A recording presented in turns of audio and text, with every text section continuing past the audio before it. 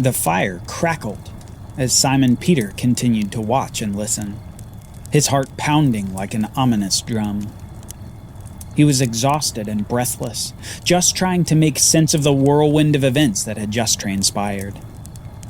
As he stood by the fire, conversations around him whispered accusations of Peter's teacher, the teacher being questioned here at the home of the high priest in Jerusalem. The fire crackled, and Peter went over everything in his mind again. After Jesus had finished speaking to the disciples at the Passover meal in the upper room, they had left that location to go outside of Jerusalem. Jesus and the remaining 11 disciples traversed the city, went across a small valley and a stream, before finally arriving at the Mount of Olives, a place of olive groves that looked over the city of the King. There at the base of the Mount of Olives was a garden called Gethsemane, and there the disciples lingered as Jesus walked a ways from them to pray. The disciples knew the place, and they'd been there many times before with Jesus. But tonight's gathering had a different tone to it than ever before. This time, as they looked on Jesus, they could see that he was going through profound difficulty and trouble. He had even told a few of them, "My soul is very sorrowful, even to death," before he bowed his face to the ground in prayer. Soon he prayed, "Father, if you are willing, remove this cup from me. Nevertheless, not my will, but yours be done." And there appeared to him an angel from heaven, strengthening him. And being in agony, he prayed more earnestly, and his sweat became like great drops of blood falling to the ground. Something was happening to Jesus in his spirit and in his emotions that manifested even in his sweat. Sweat like drops of blood being squeezed from his body. It was as if Jesus had this enormous weight on him, a cup being poured out on him that threatened to wash him away. And 3 times he prayed that his Father might remove this cup. Yet each time he submitted himself to drinking this cup that the Father had given him. Though it was the weight of the world, Jesus chose to bear it because he was serving the Father. Peter remembered the face of Jesus as he spoke to them between his prayers. Agony mixed with devotion and love. A face of foreboding for more things to come. A face that suddenly looked into the night, seeing torchlight approaching them from the city. Peter's thoughts were interrupted as a servant girl began to look at him intently by the fire. She studied his face for a moment and then proclaimed to the whole courtyard, this man was also with Jesus. Peter, now suddenly exposed in the house of the high priest of all places, felt immediate shame and alienation. And soon he corrected the girl, saying, "Woman, I do not know him." No doubt the whispers in the room continued, now not merely about Jesus, but also about this man with a Galilean accent who claimed he didn't know Jesus at all. Surely some wondered why this man was even at the house in the middle of the night. Surely some more began to study the face of Peter as the fire continued crackling. Peter, however, soon returned to his thoughts. The flames of the crowd approached the Garden of Gethsemane, and the disciples immediately recognized the man who was leading them. Judas Iscariot had come, and he'd come with soldiers and an armed crowd. The torchlight flashed across the swords, and these stern faces were coming to Gethsemane for an unknown purpose.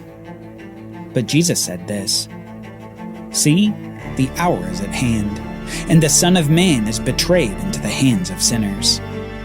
Rise, let us be going. See, my betrayer is at hand." Now the betrayer had given the soldiers a sign, saying, "The one I will kiss is the man. Seize him." And he came up to Jesus and at once said, "Greetings, Rabbi," and he kissed him. And Jesus said to him, "Would you betray the Son of Man with a kiss? Friend, do what you came to do." Then they came up and laid hands on Jesus and seized him. Then Simon Peter, having a sword, drew it and struck the high priest's servant and cut off his right ear. But Jesus said to Peter, "No more of this. Put your sword into its sheath. Shall I not drink the cup that my Father has given me?" And Jesus touched the servant's ear and healed him. Peter remembered how he felt in that moment, a moment of aggression as he defended his teacher and Messiah, only to be followed by a rebuke from Jesus. Peter knew that the band of armed men had nothing on Jesus, and he knew that this betrayer, Judas, had sold out his rabbi. Though anger boiled as Peter came to the defense of Jesus, his teacher responded to the situation with a reserved calmness, as if he knew exactly how this would all turn out. Peter struggled to understand. Then Jesus said to the chief priests and officers of the temple and elders who had come out against him, "Have you come out as against a robber with swords and clubs? When I was with you day after day in the temple, you did not lay hands on me. But this is your hour and the power of darkness. Let the scriptures be fulfilled." And the disciples all left him and fled. So the band of soldiers and their captain and the officers of the Jews arrested Jesus and bound him. And those who had seized Jesus led him to Caiaphas the high priest, where the scribes and the elders had gathered. And Peter was following him at a distance, as far as the courtyard of the high priest, and going inside, he sat with the guards. Peter continued to mull on these events in his mind, hoping that somehow he might put together what was happening. Why is Jesus so calm? Why did Judas betray Jesus? Why wouldn't Jesus fight back? Then Peter noticed the faces around the fire were looking at him again. Faces with accusation that soon turned into words questioning the identity of Peter. They said to him, "You also are not one of his disciples, are you?" He denied it and said, "I am not." Peter didn't know what was happening, but association with Jesus certainly wasn't safe at the moment. And Peter clung to his anonymity as a shield from further accusation. Accusation like what was now being thrown at Jesus by witnesses the priests had called against him. Peter was able to catch glimpses at his teacher, and he could tell that the teacher had been beaten badly while he was in custody. Despite no verdict, guilt was assumed. This trial was merely a formality. Now, while Jesus was waiting in custody, the chief priests and the whole council were seeking testimony against him to put him to death, but they found none. For many bore false witness against him, but their testimony did not agree. And some stood up and bore false witness against Jesus, saying, "We heard him say, 'I will destroy this temple that is made with hands, and in 3 days I will build another not made with hands.'" Yet even about this their testimony did not agree. And the high priest stood up in the midst and asked Jesus, "Have you no answer to make? What is it that these men testify against you?" But Jesus remained silent and made no answer. Again the high priest asked him, "Are you the Christ, the Son of the Blessed?" And Jesus said, "I am, and you will see the Son of Man seated at the right hand of power, coming with the clouds of heaven." With this answer, Jesus surely momentarily sucked the air out of the room. Everyone knew the scripture that he was referring to, and everyone understood the claim that he was making. He was claiming to be the Son of Man, spoken of in Daniel chapter 7, where Daniel saw this in a dream given to him by God. "I saw in the night visions, and behold, with the clouds of heaven, there came one like a son of man. And he came to the Ancient of Days and was presented before him. And to him was given dominion and glory and a kingdom, that all peoples, nations, and languages should serve him. His dominion is an everlasting dominion, which shall not pass away, and his kingdom one that shall not be destroyed." Jesus was claiming to be the Son of Man, who would rule over all nations of the world in a kingdom that would never be destroyed. He was claiming to be the Son of God and the Messiah. And though his words were true, the priests were blind to its veracity. The high priest tore his garments and said, "What further witnesses do we need? You have heard his blasphemy." And he asked the council, "What is your decision?" And they all condemned Jesus as deserving death. Meanwhile, in the courtyard, within eyesight, Peter was getting unwanted attention again.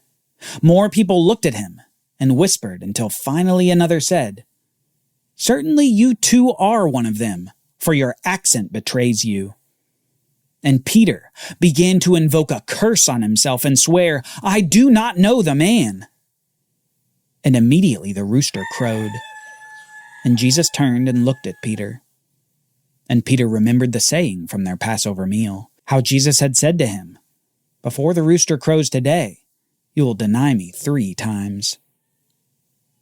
At that meal, Peter had said he would die for Jesus. At Gethsemane, he wielded a sword to protect his master.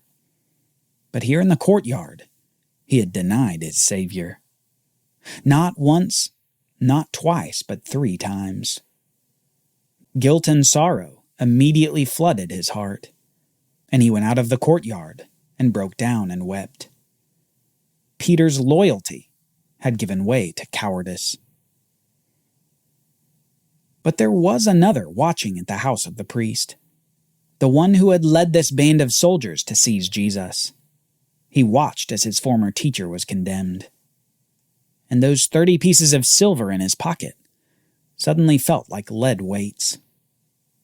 Regret took over inside of Judas, and he immediately went to the chief priests and elders saying, "I have sinned by betraying innocent blood." They said, "What is that to us? See to it yourself." And throwing down the pieces of silver into the temple, Judas departed, and he went and hanged himself. The rapid developments of the night were speeding toward a cataclysmic conclusion that none could have seen the prior day. None, perhaps, outside of the king and his enemy. Jesus knew what was about to occur, and in his speech and actions, he was preparing he and his disciples for this sorrowful event. The enemy, Satan, also saw what was coming, as he was using his influence and temptations in the city to further the end that he had sought from the beginning. He'd used silver coins on Judas, pride and envy on the Jewish leaders, and aggression on those soldiers that beat Jesus. The domain of darkness was beginning its full assault on the light of the world. Soon, the sun would rise in the city of the king, and with the light of day would come further darkness. Today was Coronation Day, and Jesus had a crown of thorns waiting for him.